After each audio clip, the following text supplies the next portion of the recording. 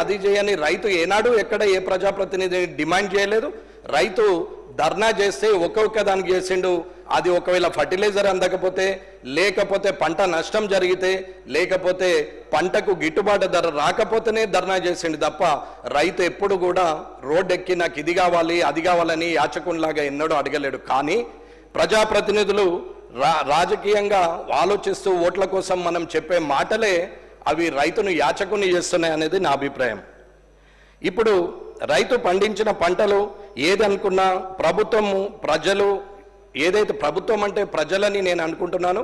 ఆ ప్రజలు గ్రామీణ ప్రాంతంలో 65% ఉంటారు. ఈ 65% ఉన్న ప్రజల్లో 60% మంది రైతులు, రైతు కూలీలే ఉంటారు. వీరు పండించినటువంటి పంటలు ఇవాళ వరి కావచ్చు, నూనె గింజలు, పప్పు దినుసులు, పళ్ళు, ఆకుకూరలు, కూరగాయలు, కోళ్ళు, గొర్రెలు, మేకలు, పశువులు, చేపలు, రొయ్యలు, ఇట్లా ప్రతిదాన్ని ఆఖరికి గుమ్మానికి కట్టే గుమ్మడికాయ నుంచి దేవుని రూమ్లో కొట్టే కొబ్బరికాయ వరకు కూడా రైతు పండించిన పంటనే తప్ప ఆర్టిఫిషియల్గా తయారైంది ఏదీ లేదు. ఇది రైతు కష్టం ద్వారా వచ్చింది.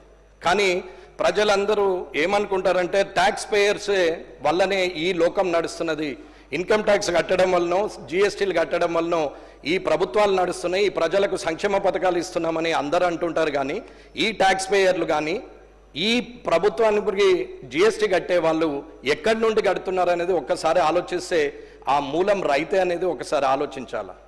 ఎగ్జాంపుల్, మనము పప్పు దినుసులు తీసుకుంటాం. రా మెటీరియల్ రైతు పండిస్తే దాన్ని దళారుల ద్వారా పోయి అది దాల్ మిల్కి వెళ్ళి దాల్ మిల్లో పప్పు దినుసులుగా తయారయ్యి అది మళ్ళీ మార్కెట్లోకి వచ్చి అట్లా 10 రకాలుగా చేతులు మారితే 10 రకాలుగా ఇన్కమ్ ట్యాక్స్లు కడితే 10 రకాలుగా ఎంఆర్పీల మీద జిఎస్టీలు కట్టుకుంటా వస్తే అది ఇవాళ ఇక్కడ ధనంగా మారుతుంది, ప్రభుత్వంలో ఖజానా నిండుతుంది.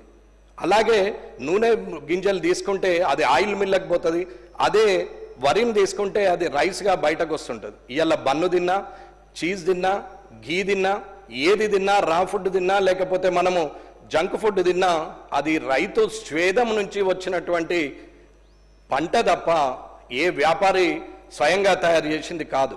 కాబట్టి మూలంగా ఏదైతే రైతున్నాడో ఆ రైతు పండించిన పంటను వల్ల వేలాది మంది, లక్షలాది మంది వ్యాపారం చేస్తూ వారు కట్టిన ట్యాక్స్ ద్వారా వచ్చి జమైన డబ్బుని తిరిగి రైతుకు మనము యాచకునికి వేస్తున్నట్టే మాట్లాడుతున్నాం తప్ప పర్మనెంట్ సొల్యూషన్ కానీ రైతుకు రేపొద్దున కావాల్సినటువంటి అవసరాన్ని కానీ ఎవరూ గుర్తిస్తలేరు అనేది నా అభిప్రాయం. ఇకపోతే ఏది జరిగినా 5 సంవత్సరాలకు ఒకసారి ప్రభుత్వం మారుతుంది లేదా కంటిన్యూ ఉంటుంది. కానీ 5 సంవత్సరాలకు ఒకసారి మాత్రం ఎలక్షన్స్ వస్తాయి. ఎలక్షన్లు వచ్చినప్పుడు అప్పుడు రైతులు జ్ఞాపకం వస్తారు, ఫ్రీ బీజ్ అంటే ఉచితాలు జ్ఞాపకం వస్తాయి.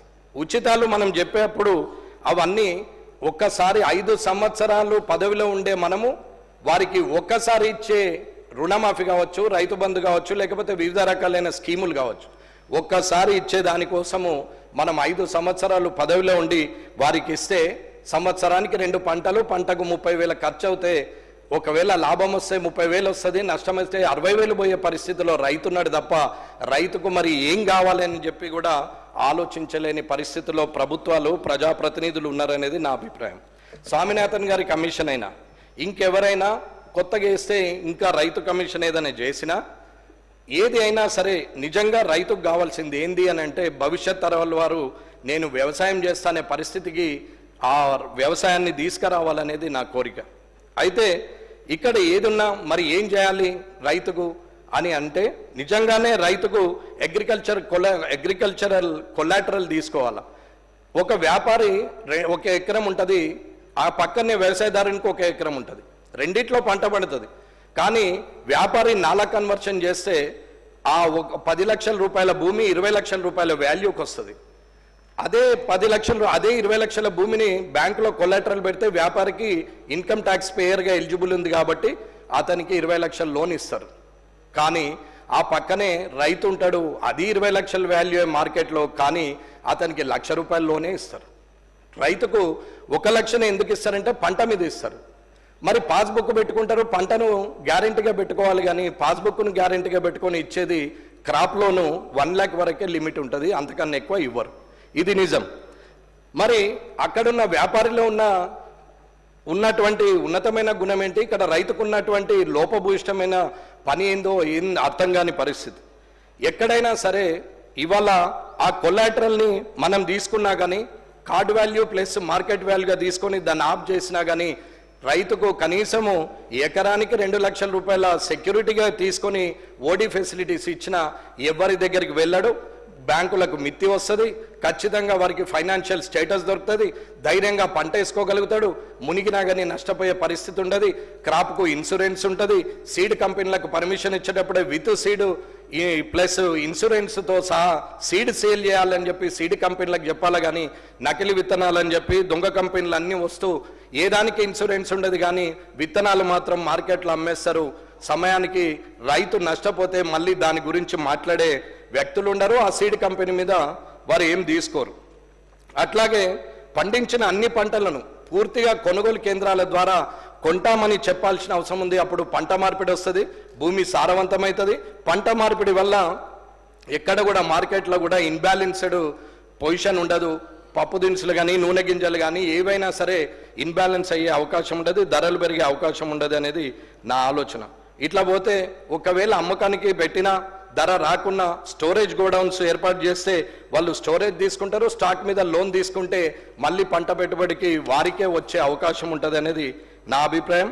అట్లాగే వ్యవసాయ యాంత్రీకరణ, ప్రతి పంటకు బీమా, అట్లాగే సాయిల్ టెస్టింగ్ ల్యాబ్స్, వ్యవసాయ శాఖను విస్తరించడము, అలాగే 24/7 నాణ్యమైన ఉచిత కరెంట్ ఇవ్వడము, ఎక్కడికెక్కడ నీటి నిల్వ ప్రాజెక్టులు ఏర్పాటు చేసి రైతుకు 365 రోజులు నీరు అందుబాటులో ఉండేటట్టు, గ్రౌండ్ లెవెల్ వాటర్ లెవెల్ పెరిగేటట్టు చేయడం వల్ల వ్యవసాయము ఒక పరిశ్రమగా మార్చి వ్యవసాయదారులను పారిశ్రామికవేత్తలుగా చేస్తే వ్యవసాయం బాగుంటుందనేది నా అభిప్రాయం. కాబట్టి ఎవరైనా సరే వ్యవసాయం చేస్తున్నాడంటే పిల్లనిచ్చే పరిస్థితిలో కూడా లేడు.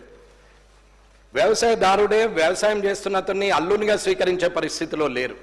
కానీ అందరము వ్యవసాయదారుల గురించే మాట్లాడతాం. వ్యవసాయదారుడి కన్నీరును మనం చూసి ఓదార్చడం తప్ప చేయగలిగే పని ఏమీ లేదు. అందుకే ఇటువంటి స్కీములన్నీ మనం పెట్టి వ్యవసాయదారుని యాచకునిగా మారుస్తున్నాం. కాబట్టి ఇప్పుడున్నటువంటి ఈ ప్రజాప్రతినిధులందరూ ఇక ముందైనా రైతుకు కావాల్సిందేదో ప్రాక్టికల్గా ఫీల్డ్ ఎక్స్పీరియన్స్తోని వ్యవసాయ శాఖ అధికారులతో మాట్లాడి కావాల్సినటువంటి సదుపాయాలను ఏర్పాటు చేసి అదొక వ్యవసాయ పరిశ్రమగా విస్తరించే స్థాయికి తీసుకురావాలని నేను కోరుకుంటున్నాను. అలాగే ఫిషరీస్, ఎనిమల్ హస్బెండరీ కానీ ఫిషరీస్ కానీ ఏదైనా సరే కోళ్ళియు, గొర్రెలియు, చేపలియు ఏదన్నా ఇవ్వద్దని నేను అనట్లేదు. కానీ ఇచ్చేదాన్ని ప్రతిఫలం ఎంత ఉంది, నాణ్యత ఎంత ఉంది, క్వాలిటీ ఎంత ఉంది, ఇచ్చే చేపలు వేసిన చేప పిల్లలు ఎన్ని బతుకుతున్నాయి, ఎన్ని పోతున్నాయి, అసలు ఎట్లా ఉంది అనేది కూడా మనం చూసుకోకుండా ఎవరికొకరికి కాంట్రాక్ట్ ఇస్తే కాంట్రాక్టరు చేస్తున్నటువంటి పనులు నేను కల్లారా చూసినా కాబట్టి చెప్తున్నాము. కొంచెం వాటి మీద కూడా ఎనిమల్ హస్బెండరీ డిపార్ట్మెంట్ తరఫున అగ్రికల్చర్ వ్యవసాయ శాఖ మంత్రి గారు కొంచెం దాని మీద అధికారులు దృష్టి పెడితే బాగుంటుంది నా అభిప్రాయం. ఇకపోతే రెండోది వైద్యం, ఆరోగ్యం. ఇవాళ మంత్రి గారు, వైద్య ఆరోగ్య శాఖ మంత్రి గారు వారికి కూడా చెప్పేది, ఇక్కడ ఉన్న అధికారులకు చెప్పేది ఏంటంటే ప్రైమరీ హెల్త్ సెంటర్, పిహెచ్సిలు కానీ సిహెచ్సిలు కానీ, అట్లాగే డిస్ట్రిక్ట్ హాస్పిటల్, అలాగే గవర్నమెంట్ జనరల్ హాస్పిటల్